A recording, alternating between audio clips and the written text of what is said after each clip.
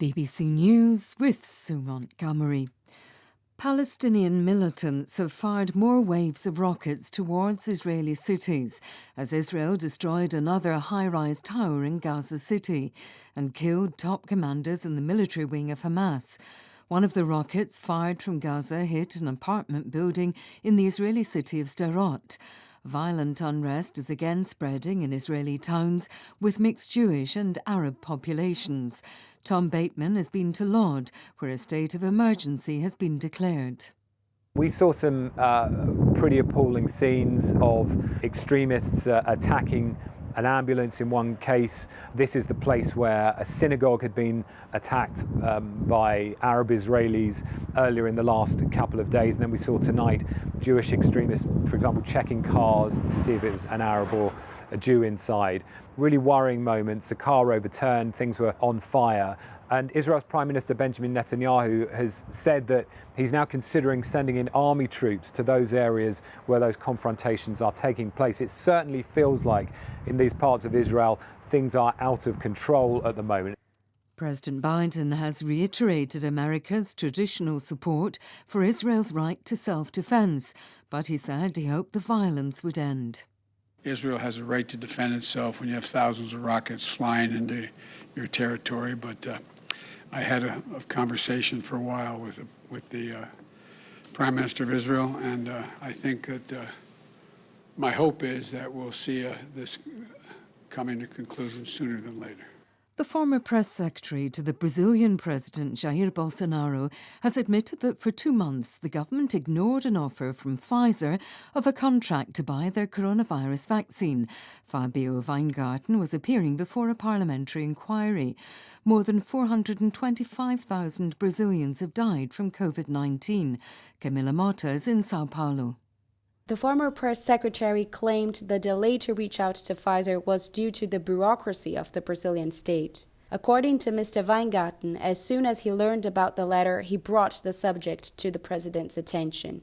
The 8-hour-long session was tense. Senators mentioned on their questions the many occasions President Jair Bolsonaro discouraged Brazilians to take the vaccine. Some accused Mr. Weingarten of being too evasive on his answers and lying under oath. The US Republican Liz Cheney, sacked from the third highest position in the party for her opposition to Donald Trump, says she'll do all she can to ensure he never returns to power.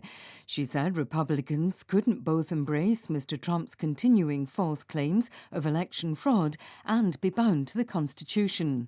World News from the BBC.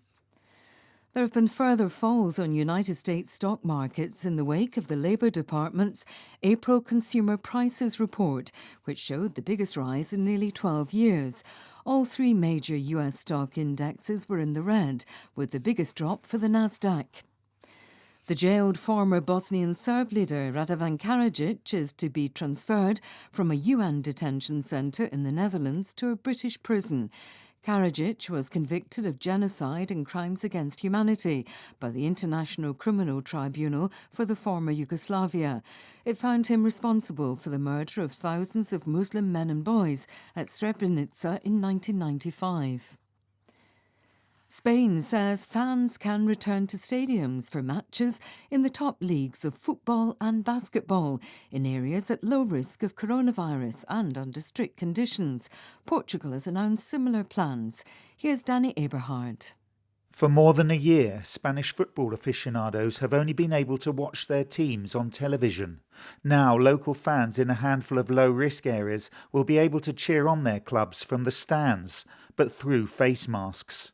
Stadiums can only be 30% full, with a maximum of 5,000 people. Portugal will allow home fans back in on the last day of fixtures in its top football league, but only those who can prove they've tested negative and with capacity limited to 10%. A paralysed man has written on a computer using brain implants that converted his thoughts into words. Neuroscientists in the US placed 2 computer chips into the man's brain and asked him to imagine he was using a pen and paper to write sentences. The chips picked up electrical signals from his motor cortex, which controls hand movement, and used artificial intelligence to decode them into words. BBC News.